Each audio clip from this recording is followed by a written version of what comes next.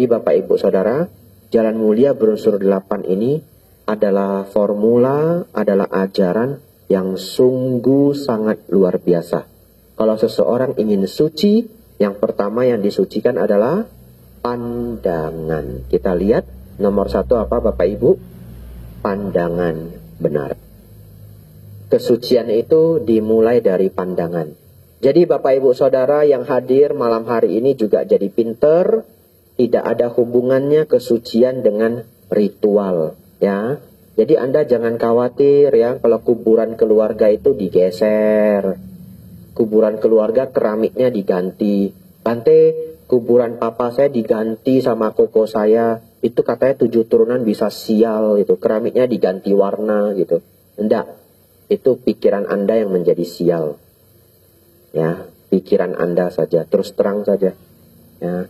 Di negara lain itu kadangkala prakteknya lebih berbeda lagi. Ada kuburan yang sudah lama itu nggak dipakai, orang lain boleh pakai, ditimpa gitu. Kuburan baru nimpa.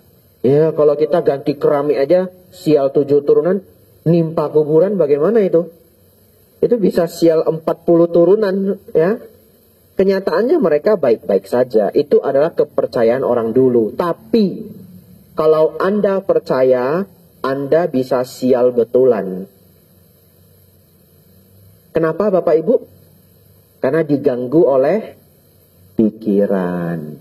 Diganggu oleh pikiran. Ya. Kalau Anda percaya, Anda benar-benar bisa benar-benar menjadi sial. Tapi gimana Bante, saya sudah terlanjur percaya, sering belajar Dharma. Kayak kegiatan inilah saya ingatkan kembali, itu tidak ada hubungannya, jangan khawatir.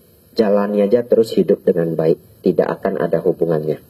Tapi kalau pikiran sudah terlanjur terganggu, ya hidup Anda bisa terganggu. Kembali murnikan pandangan Anda. Tambahan sedikit ya, orang Indonesia takut sekali kucing hitam Bapak Ibu. Ya, takut sekali kucing hitam. Orang Jepang itu paling suka kucing hitam. Kucing hitam itu lambang keberuntungan di Jepang, lambang kesialan di Indonesia. Ya, bahkan katanya kalau mayat itu dilangkahi kucing hitam bisa hidup lagi. Ya, coba aja dipraktein, mana tahu Bapak Ibu menang hadiah Nobel ya.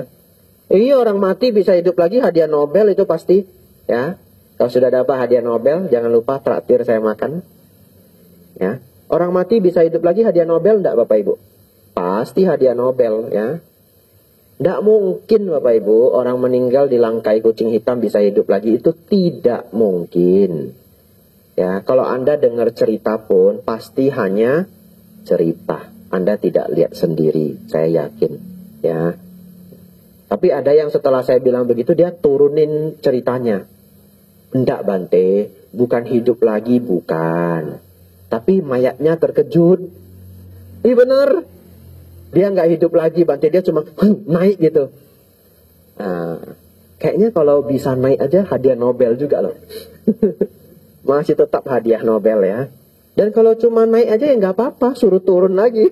Begitu ya. Turun, kucingnya sudah lewat. Begitu ya.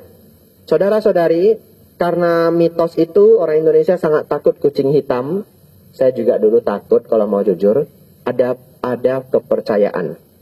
Kalau kita sedang berkendaraan, kucing hitam lewat, artinya apapun yang kita lakukan akan gagal. Atau akan sial. Jadi dulu Bapak Ibu, kalau saya jalan begini, kucing hitam lewat, saya balik loh, muter. Lewat gang lain saya. Nah, saya takut juga Bapak Ibu ya. Siapa yang mau sial? Sialnya lagi dekat rumah saya itu beneran ada kucing hitam 1 atau 2 ekor. Jadi kadangkala baru mau pergi kerja atau mau pergi kuliah, lewat dia. Muter saya, lewat jalan lain. Nah, tapi setelah lama belajar Dharma, muter lagi enggak? Sudah enggak, kucingnya yang muter. Nah.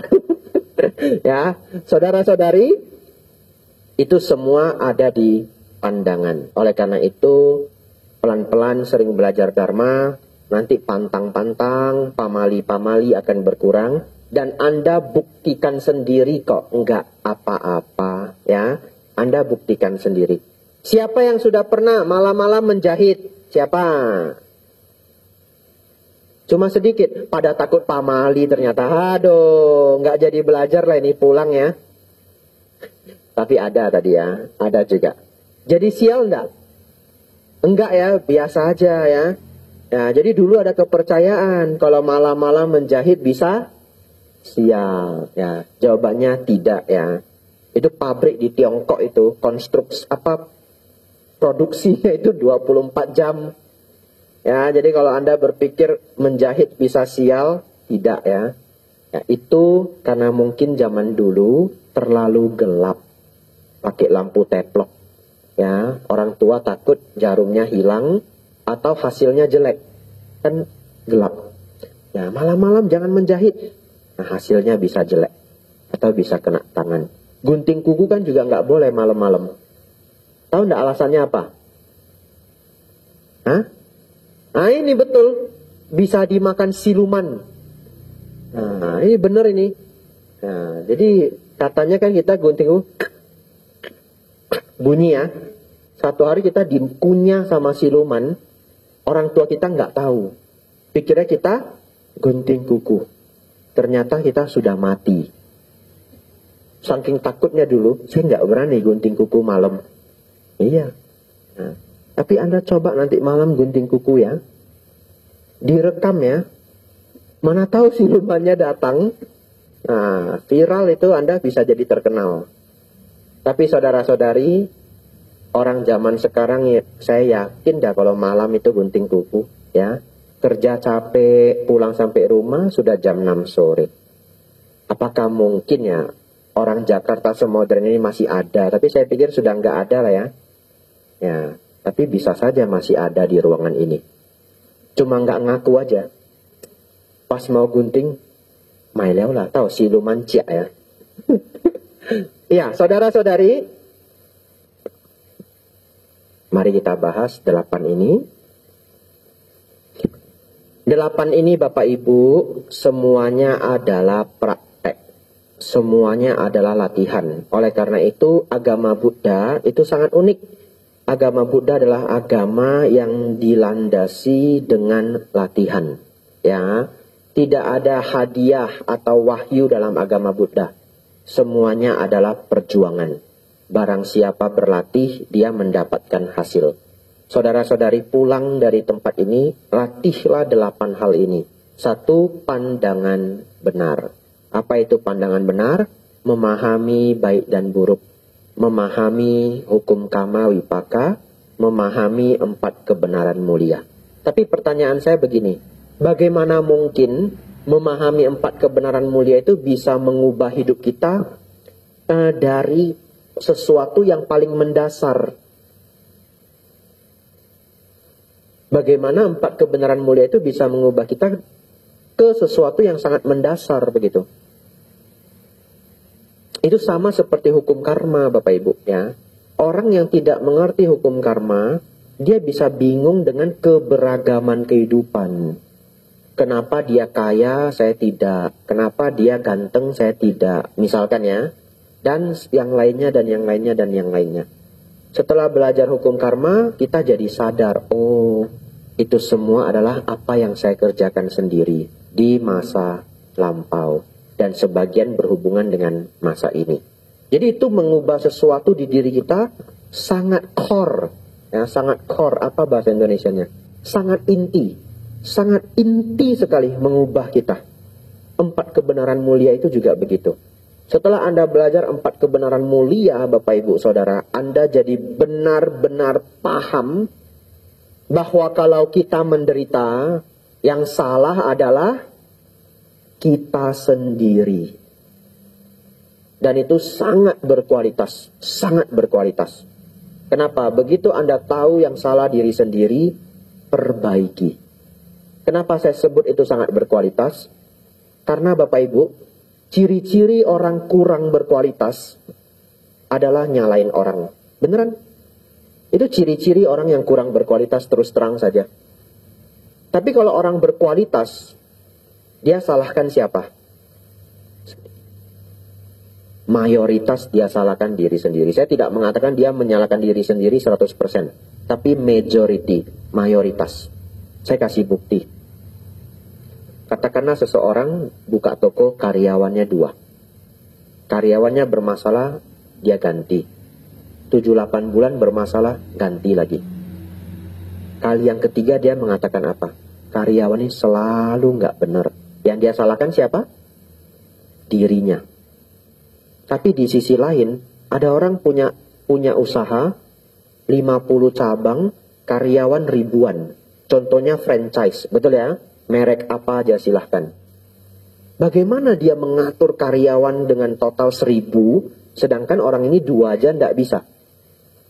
Karena ketika dia menjadi leader, dia ketemu 5 karyawan bermasalah, dia nggak bilang karyawannya yang salah. Dia bilang siapa yang salah? Saya yang salah. Apanya yang salah? Mungkin sistem rekrutmen saya salah, betul ya? Nah, dia belajar dengan para HRD. Kamu kok bisa ya rekrut 200 orang, masalahnya minim sekali? Oh iya, kami ada tesnya. Oh ada tesnya, iya nama tesnya apa? Oh nama tesnya ini MMPI. Gimana cara dapat ini? Oh di sini. Dia belajar. Nah, lalu setelah itu dia rekrutmen. Karena dia nggak mau mahal, dia bikin rekrutmennya sederhana. Tapi ada tes psikologi sederhananya, betul ya? Lalu dia interview. Dulu dia nggak interview, modal percaya. Dia interview. Nah, setelah dia melakukan itu, masalahnya turun 50% Bapak Ibu. Berjalan lagi, masalah masih muncul. Dia nyalain karyawannya? Enggak. Dia nyalain dirinya. Ini pasti masih ada yang kurang. Dia pelajari lagi. Oh sistem bonus, oh sistem penggajian, oh sistem punishment. Kalau ada barang hilang gimana ya? Saya dulu di farmasi Bapak Ibu, apotik K24 ya. Setahu saya, kalau sekarang sistemnya berganti saya tidak tahu. Kalau obat hilang, itu bagi rata. Gaji mereka lebih tinggi daripada apotik lain, tapi kalau obat hilang, bagi rata. Ya, di dunia apotik Bapak Ibu, jaga kehilangan barang itu sangat sulit, karena obat terlalu kecil. Ya, dan kadang satu papan obat itu mahal sekali. Anda sangat sulit menjaganya. Dan sulitnya lagi, Anda nggak bisa cek stok setiap bulan, karena barang terlalu banyak. Ya, Anda bisa miss. Anda pikir barang itu masih ada, tiba-tiba resep keluar, habis. Ya, akhirnya beberapa apotik bagaimana? Bikin sistem. Mereka cek barang mahal 3 hari sekali. Tapi barang mahal aja. Di list itu. Norvas, Lipitor, Concor, ya, Gilori. Yang mahal-mahal aja. Yang mahal-mahal. Sanax dan yang lain-lain. Jadi, karyawannya cek barang mahal aja. Kalau dicek barang mahal aja yang hilang apa? Yang menengah harganya. Betul kan? Namanya pencuri kan pinter juga. Nah ini bos nggak pernah cek ini. Karena dia anggap tidak terlalu mahal. Saya ambil juga. Rugi enggak? Tetap rugi. Ya. Akhirnya yang level menengah dicek juga. Apa yang dia ambil? Yang murah tapi banyak. Enervonse aja hilang Bapak Ibu. Enervonse 1 strip berapa harga? Betul. Hilang Bapak Ibu. Ya. Tapi hilangnya sering. Bosnya enggak tahu. Ya, 1 hari 3 strip ya. Dia ambilnya ganti-gantian. Hari ini Enervonse, besok Biogesic, besok Bodrek, besok Panadol. Nggak ketahuan karena ngambilnya sedikit-sedikit. Contoh ya, ini contoh aja ya, zaman dulu ya. Zaman sekarang mungkin sistem sudah lebih bagus.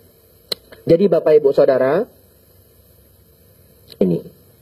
Setelah kita memiliki pandangan benar, belajar hukum karma, belajar 4 kebenaran mulia. Kalau Anda duka, siapapun yang ada di ruangan ini hari ini, yang salah siapa? Diri sendiri. Solusinya ada di mana? Diri sendiri ya. Itu nasihat terbaik yang bisa saya berikan. Solusinya ada di diri sendiri. Tapi saya tidak bisa bantu setiap orang di ruangan ini cari solusinya kalau Anda ada masalah. Kenapa? Toh besok saya sudah ke Banjarmasin. Ya. Anda yang harus pikirkan sendiri masalah Anda apa. Mungkin Anda sering salah paham. Mungkin ego Anda terlalu tinggi. Mungkin emosi Anda terlalu tinggi. Mungkin keserakahan Anda. A, B, C, dan D, dan selanjutnya. Tapi begitu kita mulai berpikir, sepertinya di sisi saya ada salahnya juga. Itu adalah start yang baik. Tapi kalau Anda tidak terbiasa, saya juga tidak menyarankan Anda menyalahkan diri 100%. Nanti tiba-tiba Anda kena mental health issue. Satu problem lagi. Begitu pulang dari Dhamma kelas ini, jadi pesimis sekali. Saya yang salah. Pulang di rumah, saya yang salah. Kamu kok jadi begini? Kata Bante Abhijato, saya yang salah. Semua salah saya. Lalu Anda jadi rendah diri, pesimis ya. Hendak seperti itu ya. Maksud saya tidak di arah kerendahan diri itu tidak. Tapi ke arah mencari solusi ya. Ada hal yang belum kita pahami. Jadi kalau dalam kasus Jalan Mulia berunsur 8, kalau Bapak Ibu masih mengalami banyak duka, maka Anda cari semuanya ada di antara Dana Sila Samadipanya. Itu solusinya. Dana Sila Samadipanya. Anda bisa duka karena panya Anda kurang. Anda bisa duka karena samadhi Anda kurang. Samadhi itu ketenangan. Anda bisa duka karena sila Anda kurang. Ya, selama ini attitude jelek, karakter etika jelek, ngelakuin apa aja gagal, tidak ada yang dukung. Karena kenapa? Tidak ada attitude, tidak ada etika. Betul ya? Ya, berarti silanya yang kurang. Bante, kenapa di keluarga semua orang benci sama saya? Ya, sebenarnya bisa saja ada di diri Anda. Ya, ada di diri Anda. Anda terlalu dominan, misalkan Anda micromanaging. Apa itu micromanaging? Yang kecil-kecil semua direpotin gitu ya toh? Ya, keluarga Anda takut juga dengan Anda. Padahal saya nggak galak loh Bante.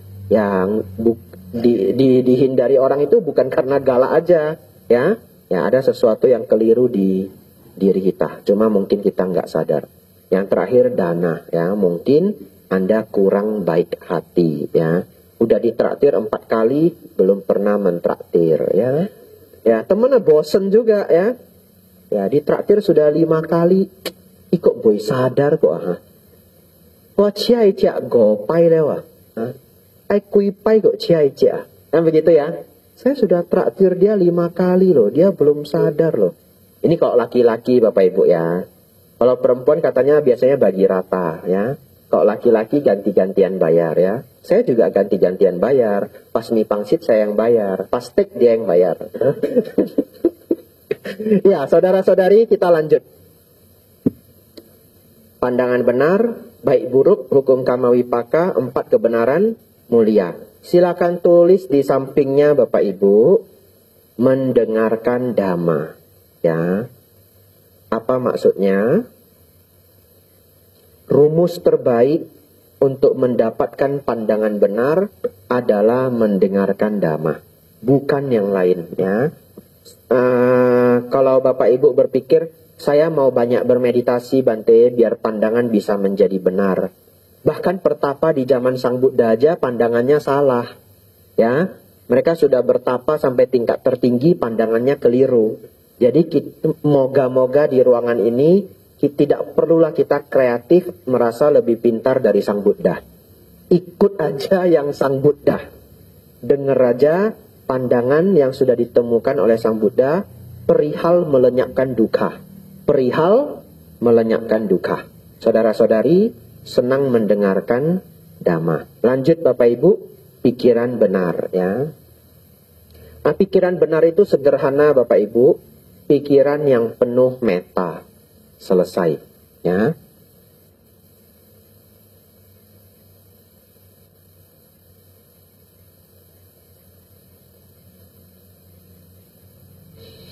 Nah, ditambah 1 biar lengkap. Metta dan panya. Ya, metta dan panya. Ya. Jadi kalau pikiran kita itu metta, penuh cinta kasih, mengharapkan makhluk lain bahagia, dan kita bisa berbijaksana, maka itu pikiran yang benar. Bahkan dengan metta saja sudah benar. Tapi kita tambah biar lebih lengkap, metta dan panya. Metta itu sebenarnya kalau Bapak Ibu renungkan, karuna dan mudita itu ada di dalam metta. Itu sebabnya di dalam ajaran Buddha sering yang diangkat itu hanya metta. Ya, kenapa? Karuna itu adalah tidak ingin makhluk lain menderita. Metta itu ingin makhluk lain bahagia. Ketika kita mampu membebaskan makhluk lain dari penderitaan, apakah dia jadi bahagia, Bapak Ibu? Ya, dia jadi bahagia. Jadi di dalam karuna itu sesungguhnya ada meta. Mudita itu apa, Bapak Ibu? Berbahagia melihat orang lain bahagia. Ya, ini adalah salah satu skill terbaik sebagai umat Buddha. Bapak Ibu yang sudah sampai senang datang ikut Dhamma kelas di malam hari, saya ingin Anda kembangkan sifat mudita. Percaya saya, itu adalah hadiah terbesar yang Anda dapatkan dari sering datang ke wihara. Kenapa? Kalau kita bisa jadi orang yang mudita, kemanapun cenderung bahagia. Apa itu mudita, Bante? Senang melihat orang lain bahagia. Senang melihat orang lain sukses. Ya. Kalau orang punya mudita, tidak punya kecemburuan. Ya. Saya sangat tidak pintar cemburu. Dari kecil saya sangat tidak pintar cemburu. Oleh karena itu ciri-cirinya apa? Semua teman-teman saya itu jauh lebih sukses dari saya sejak saya kecil. Kenapa? Karena saya nggak punya kecemburuan. Ya, jadi dimanapun saya bergaul, saya ketemu orang yang lebih hebat dari saya. Saya senang bela diri, Bapak Ibu. Ya, saya berkawan dengan yang bela dirinya lebih bagus dari saya. Tapi kalau saya orang yang cemburuan, nggak bisa. Orang yang cemburuan itu biasanya bergaul dengan yang di bawah dia. Tidak lebih pintar dari dia. Akhirnya apa? Sulit maju, Bapak Ibu. Ya, karena nggak ada contoh. Kadangkala keseret gitu. Oleh karena itu, orang yang mengembangkan mudita tidak banyak kecemburuan. Atau kecemburuan itu sangat tipis. Ya, munculnya kadang-kadang. Semoga Anda mampu mengembangkan itu kemanapun Anda bahagia. Ya, kalau umat cerita ke saya, Bante, tahun ini anak saya yang paling besar masuk kedokteran, Bante. Saya itu sangat bahagia. Padahal saya nggak kenal anak Anda, Bapak Ibu. Ya, saya ikut bahagia. Bante, anak saya diterima, Bante, kuliah di Inggris, full beasiswa, Bante. Wah, saya senang sekali. Padahal saya nggak kenal anak Anda. Ya. Coba Bapak Ibu jadi orang seperti itu. Kita lanjut Bapak Ibu Saudara, ucapan benar ya.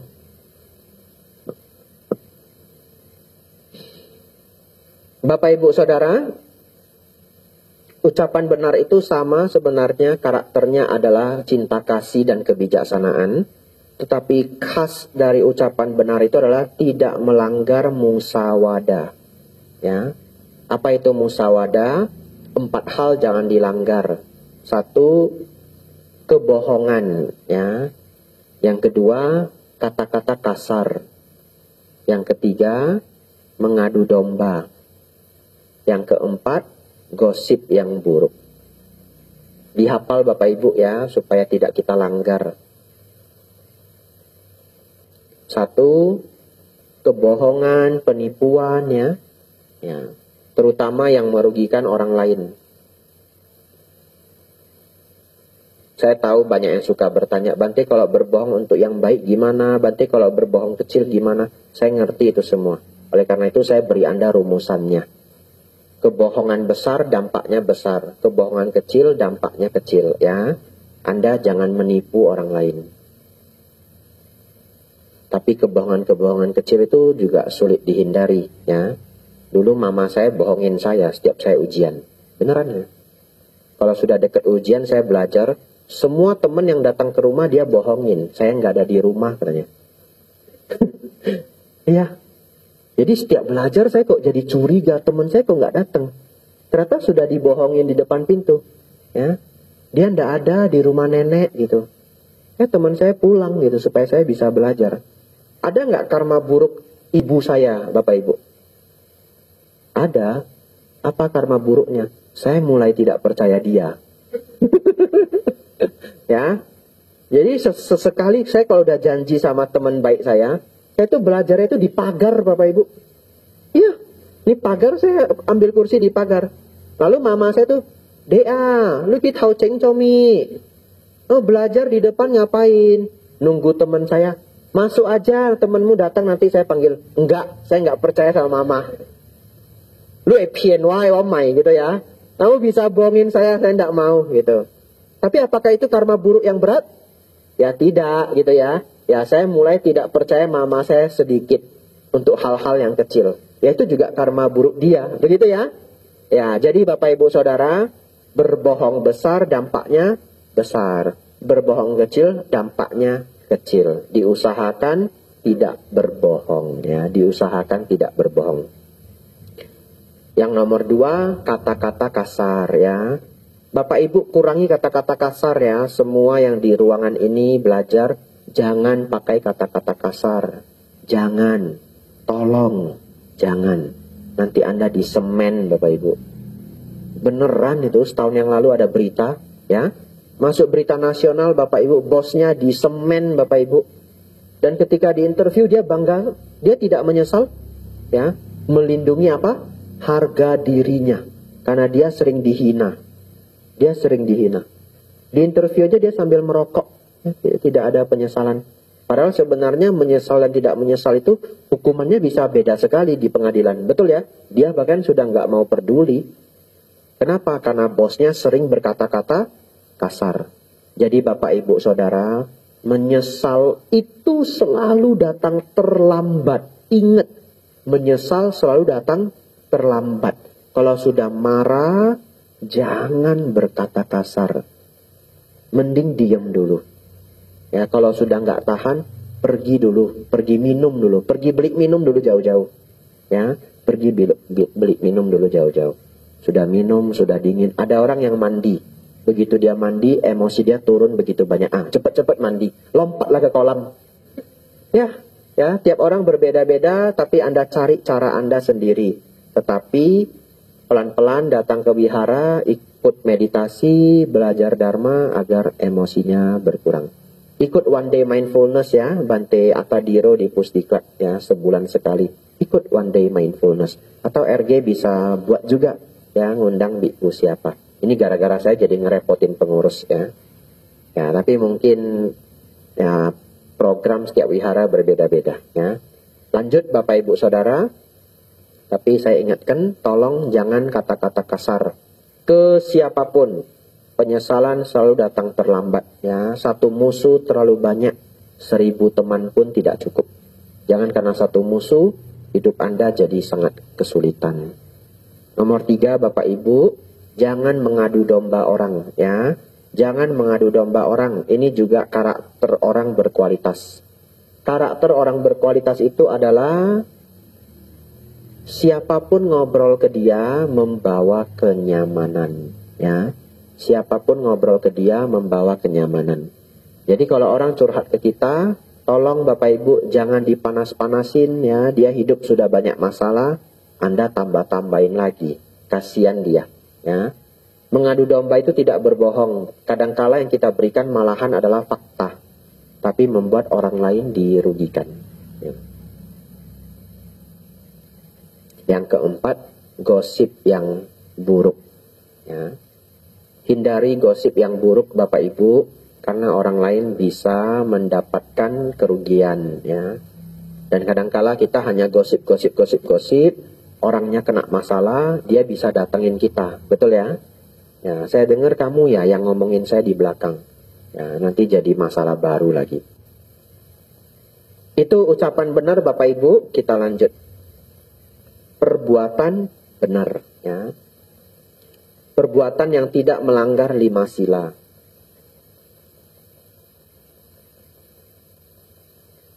Perbuatan-perbuatan yang membawa manfaat bagi diri sendiri dan makhluk lain.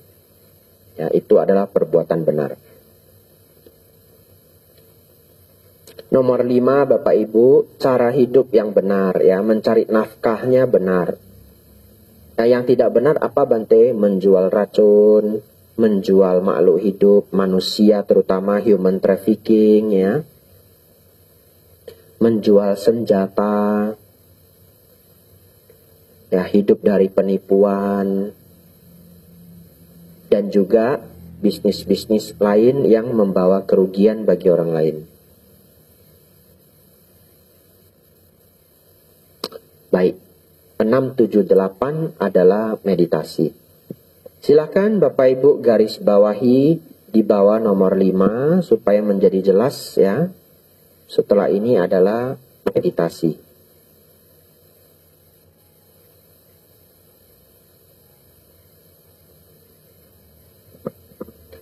15 menit terakhir Bapak Ibu. Tidak ada pertanyaan untuk kelas kita ya.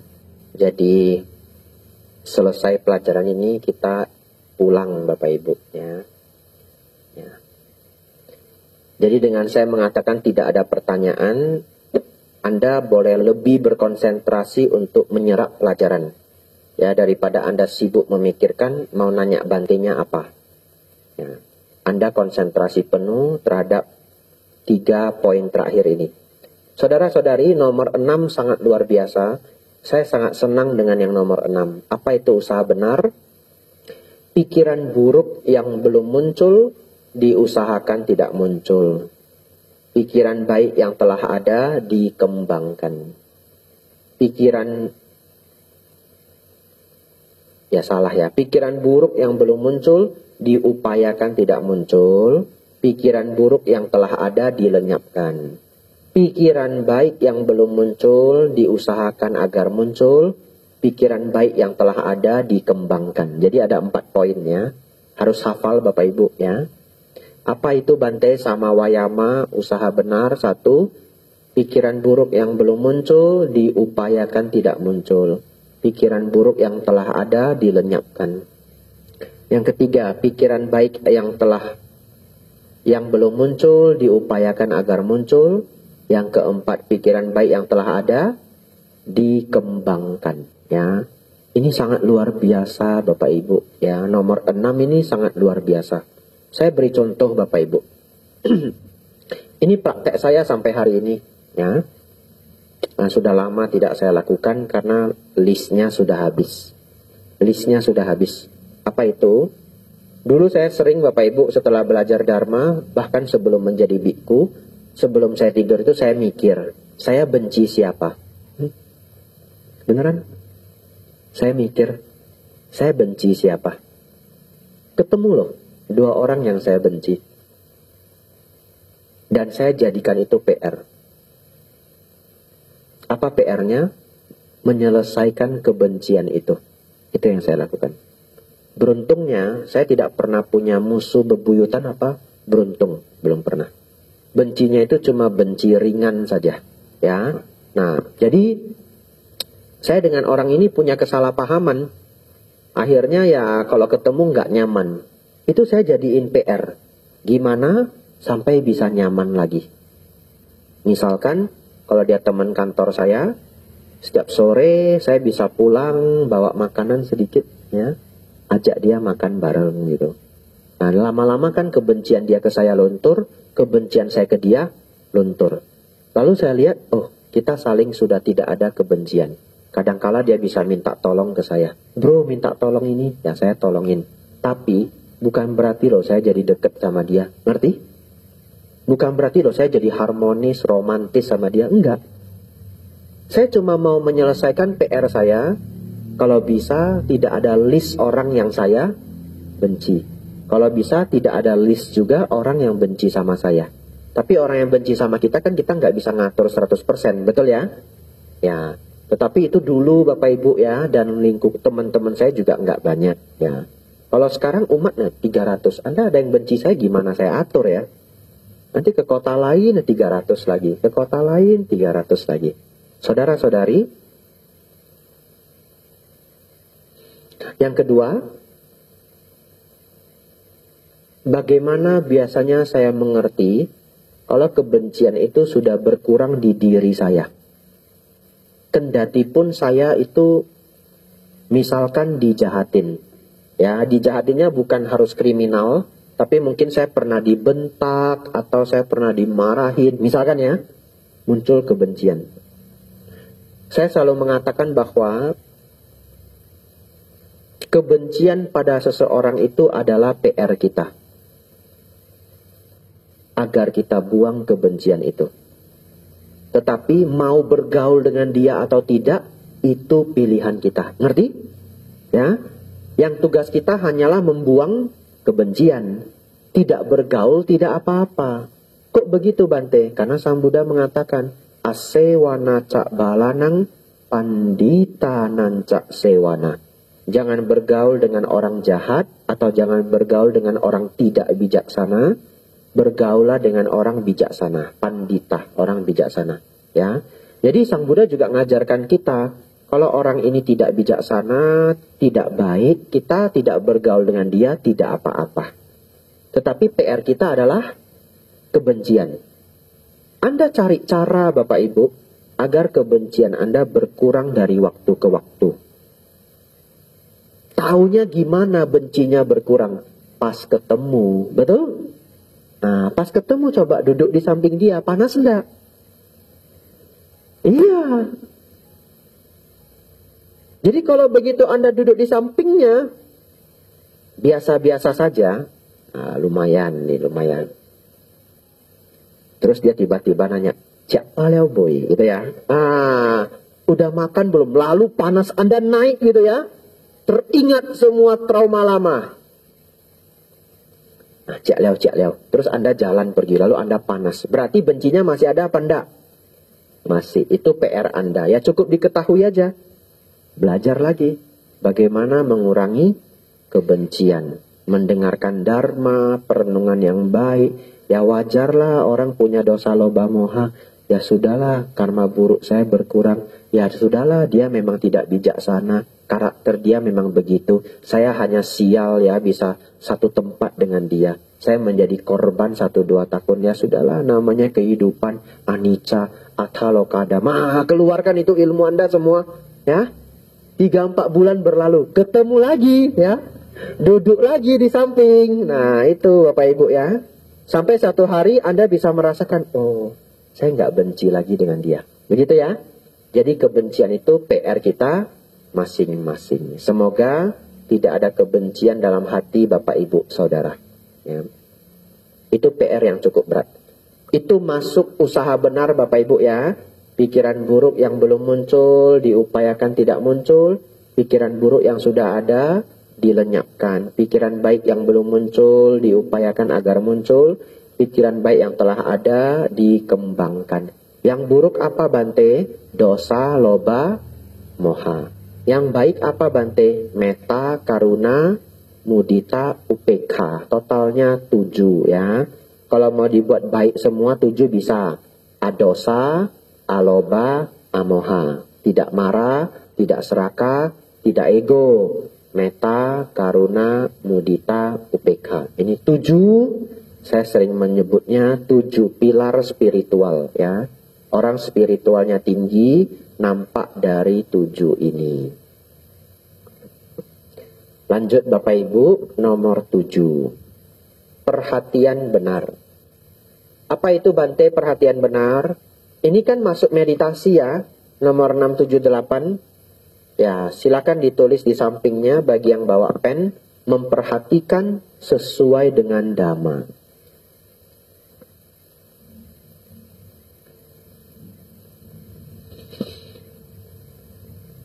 Apa maksudnya memperhatikan sesuai dengan dharma?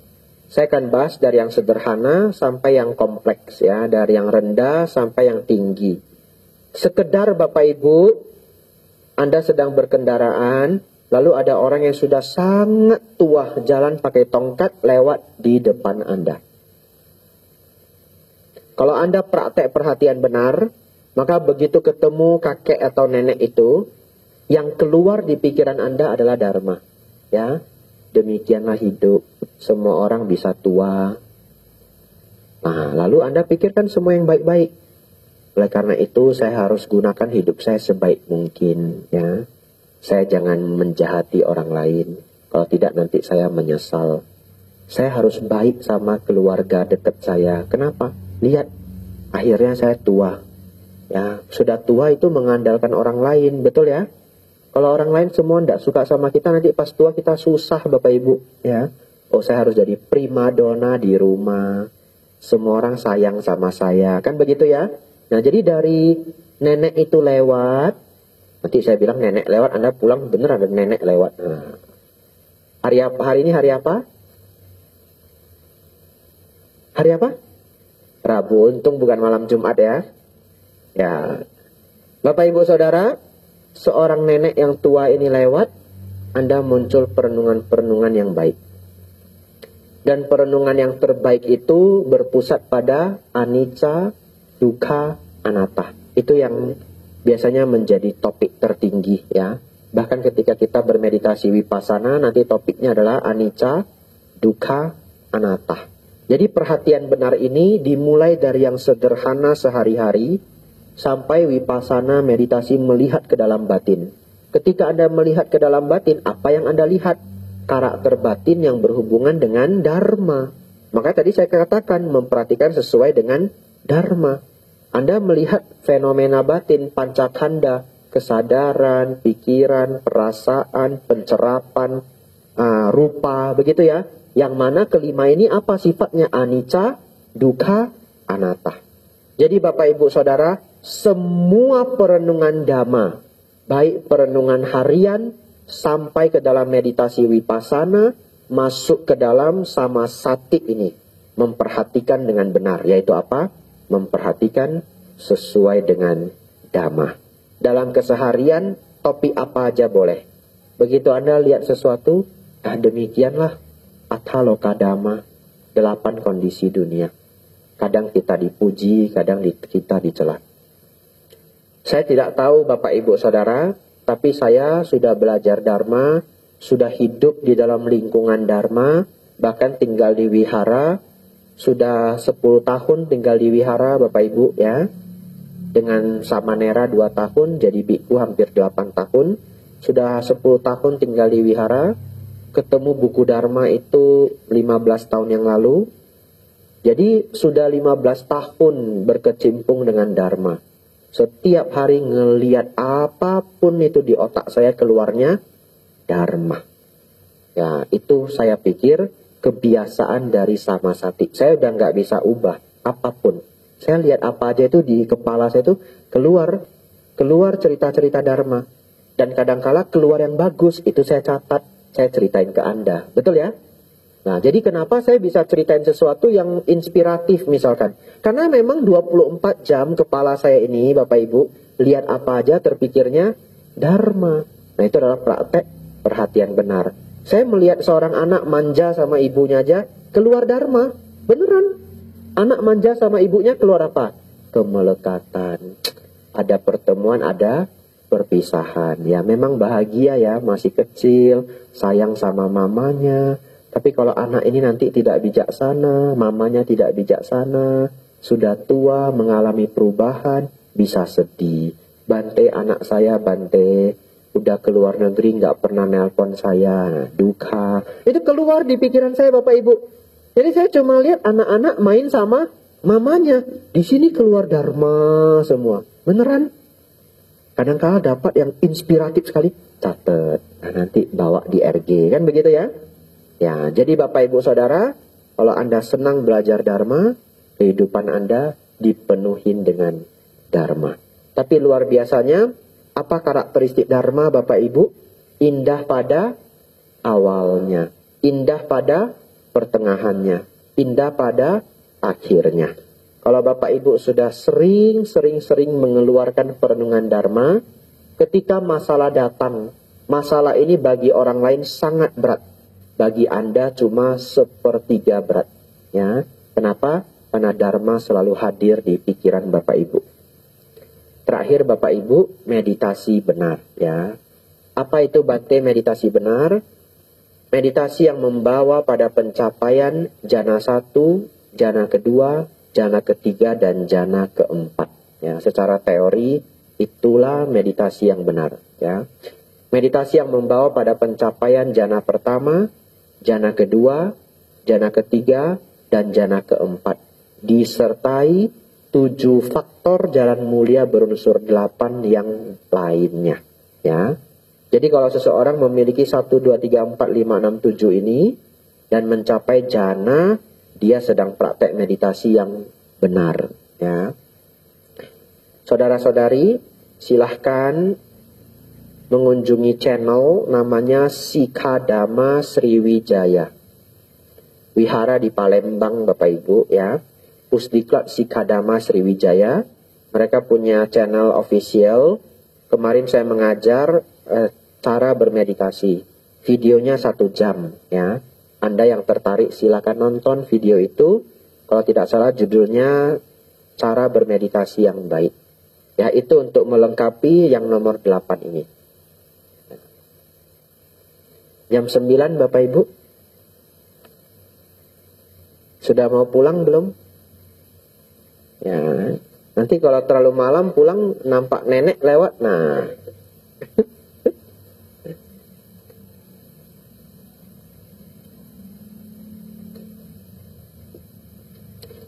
Baik, kita mengulang semuanya Bapak Ibu, ya. Lalu kita tutup perjumpaan kita. Semoga pembelajaran 4 kebenaran mulia ini menjadi landasan yang luar biasa di pikiran Bapak Ibu, ya.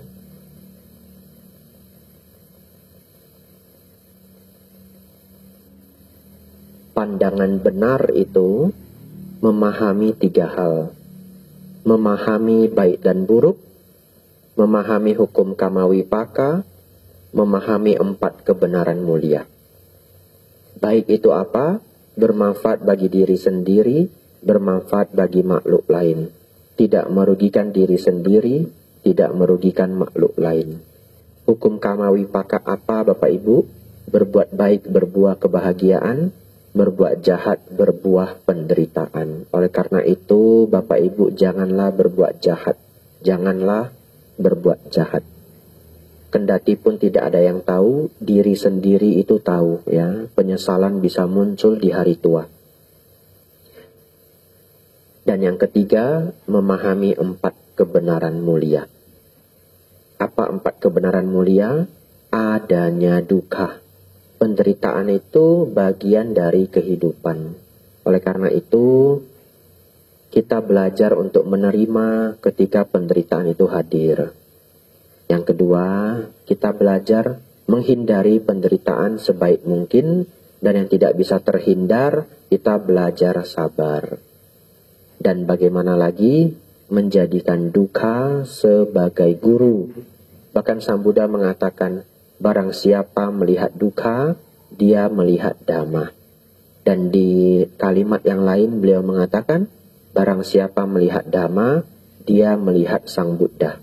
Oleh karena itu, duka-duka yang kita jalani ini, semoga menjadi duka yang membangun kita, Bapak Ibu Saudara. Kemudian, kebenaran mulia yang kedua, Bapak Ibu Saudara, duka itu ternyata bersumber dari diri kita sendiri, yaitu nafsu keinginan dan ketidaktahuan. Oleh karena itu, kita berjuang melenyapkan kedua ini, mengurangi kedua ini. Bagaimana agar nafsu keinginan berkurang? Dimulai dari praktik 5 sila. Lalu sesekali praktik 8 sila. Bagi yang mampu, ikut pabaja, menjadi samanera atau atasilani. Senang merenungkan dharma, keserakahan akan berkurang. Ketidaktahuan juga sama, caranya adalah senang mendengarkan dharma. Bapak Ibu Saudara, dengan memahami ini kita mengetahui kitalah sumber penyebab masalahnya, kita sendiri juga sumber solusinya. Bante Utamo mengatakan, semua yang di luar adalah netral. Dampak bahagia atau menderita itu adalah dari respon kita sendiri. Yang ketiga, Bapak Ibu Saudara, Nibbanang paramang sukhang. Nibbana adalah kebahagiaan tertinggi. Ketika lenyapnya semua kotoran batin, seseorang mencapai pencapaian tertinggi, yaitu Nibbana. Sang Buddha mengatakan, Nibbana adalah mampu dicapai oleh siapapun yang mau berlatih.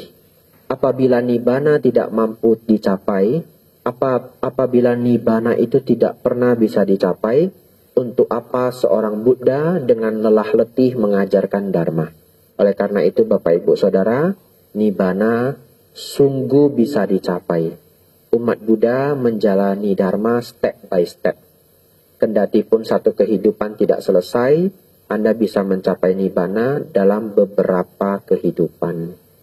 Dan yang keempat, jalan mulia berunsur 8. Barang siapa menjalankan jalan mulia berunsur 8, kehidupannya hanya akan menuju terang. Lebih baik dari tahun ke tahun, lebih baik dari bulan ke bulan. Tidak ada kemerosotan. Semua masalah kehidupan akan berkurang dan hidup akan berkembang. Menjadi pertapa ataupun bukan pertapa. Oleh karena itu Bapak Ibu Saudara, latihlah jalan mulia berunsur 8 ini. Pandangan benar muncul dari dharma yang baik yang didengarkan. Pikiran benar penuh meta dan panya. Ucapan benar yang dipenuhi kehati-hatian. Tidak melakukan, tidak mengucapkan 4 kata-kata yang salah. Penipuan, kata kasar, mengadu domba, dan juga gosip yang buruk. Setelah pikiran, ucapan menjadi benar, pikiran menjadi benar, perbuatan kita latih menjadi benar. Tidak melanggar 5 sila dan senang membantu orang lain. Lalu mencari nafkah dengan baik. Barang siapa yang memiliki 5 ini, hidupnya sungguhlah indah. Lalu kita kembangkan batin kita Bapak Ibu dengan usaha benar. Pikiran buruk yang belum muncul, diusahakan tidak muncul. Pikiran buruk yang sudah ada, dilenyapkan. Pikiran baik yang belum muncul, diupayakan agar muncul. Pikiran baik yang telah ada, dikembangkan. Apa yang buruk-buruk Bapak Ibu? Dosa, loba, dan moha. Apa yang baik-baik Bapak Ibu? Meta, karuna, mudita, dan upekha. Setelah pikiran menjadi baik Bapak Ibu, kembangkanlah, latihlah pikiran kita, melihat segala sesuatu dengan kacamata dhamma. Menghadirkan perenungan dharma yang baik. Maka seluruh kotoran batin akan berkurang. Mampu memahami anicca, dukkha, anatta dengan baik. Kemudian tenangkan pikiran kita yang liar ini dengan bermeditasi. Jalan mulia berunsur 8, nomor ke-8. Yang paling saya suka adalah meditasi anapanasati. Melihat nafas masuk, mengetahui nafas keluar. Mengetahui nafas masuk, mengetahui nafas keluar. Apapun pikiran yang muncul, abaikan. Apabila pikiran mengembara, kita tarik kembali Bapak Ibu. Mengetahui nafas masuk, mengetahui nafas keluar. Pikiran menjadi sangat damai. Inilah jalan untuk mencapai kebahagiaan tertinggi. Anumodana semuanya, sabe sata bawantu sukitata. Semoga semua makhluk hidup berbahagia.